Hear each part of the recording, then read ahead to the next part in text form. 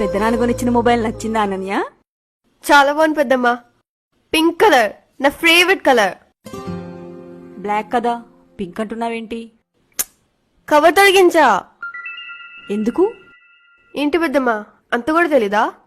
Mobile కి case తొడిగించి temper glass వేస్తే mobile safe గా ఉంటుంది తెలుసా?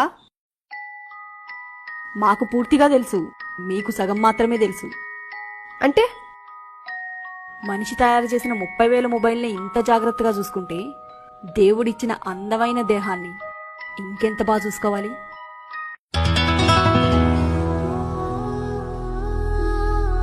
ఓకే పెద్దమ్మా.